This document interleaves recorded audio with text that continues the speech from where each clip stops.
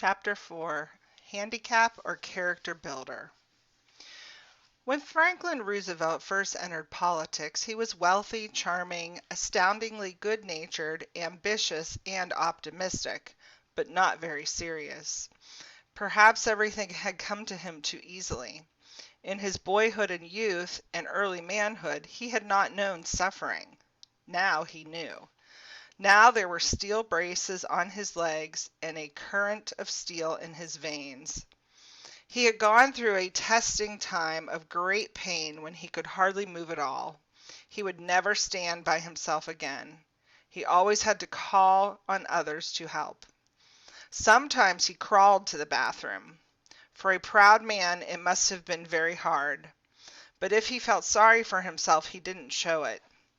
Even at first, when he was very sick, he made those who came to see him feel good. Everyone remarked on his good spirits, his light-hearted manner, and his great courage. He was determined to conquer polio, so he worked hard, exercising and swimming and learning to manipulate the 7-pound leg braces. His slim, boyish torso became strong, muscular, and powerful. For 7 years he stayed away from active political life, trying to learn to walk again. But his weak legs would not respond. If he despaired, if he was sorrowful, he didn't let anyone see it. He refused to act like an invalid, and so he sailed and went to dances and did everything anyone else could have done. Only he did it with more energy and exuberance than most people. At a square dance where he called the dances, others remarked at what a good time he seemed to be having. This was a man who always loved to dance. How do you think he really felt? Perhaps by not showing his inner feelings, he convinced himself and convinced others that he wasn't hurting. It would have been easier to become president if he had not had polio, and it probably would have happened. After all, he had the Roosevelt name, that incredible energy and determination, but his disease made the man different. A friend who knew Roosevelt when he first entered politics described him as brilliant, lovable, and somewhat happy-go-lucky, always amusing, always the life of the party. But serious or focused in his beliefs? No one thought that. Did Roosevelt's crippling disease make him stronger, more sensitive, more serious person? There are many who believe it did. When FDR accepted the nomination for President of the United States, he wanted everyone at the Democratic National Convention to know he would be an active candidate and president. If anyone was worried that his weak legs would slow him down, he would show them they would not.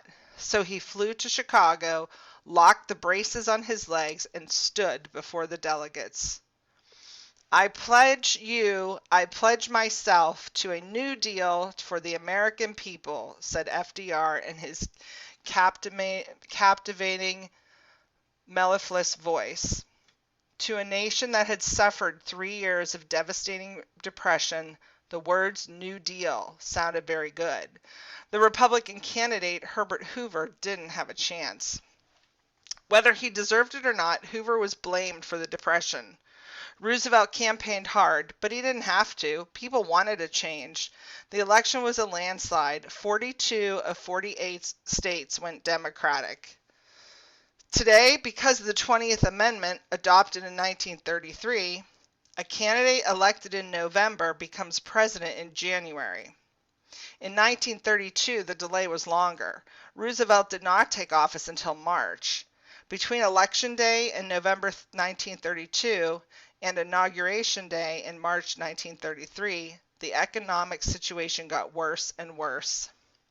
By March, the U.S. economy seemed close to collapse. Every day, more and more banks closed. Those who had gold were hoarding it. There was even a question as to whether the government had enough money to meet its payroll. Capitalism, said many experts, was too sick to recover. A New Deal. When Roosevelt accepted the Democratic Party's nomination for president, he pledged a new deal for the American people. A cartoonist picked up the phrase, and New Deal was a name soon given to President Roosevelt's domestic home policies. The idea of the New Deal were based on progressive ideas. The Progressive Party was important at the end of the 19th and the beginning of the 20th century. Theodore Roosevelt was a progressive. Progressive ideas that influenced FDR's New Deal thinking included opposition to monopoly, a belief that government should help regulate the economy, and the conviction that no one wants to be poor and that most poverty is the result of social problems. The New Deal's methods were experimental. Some worked, some didn't.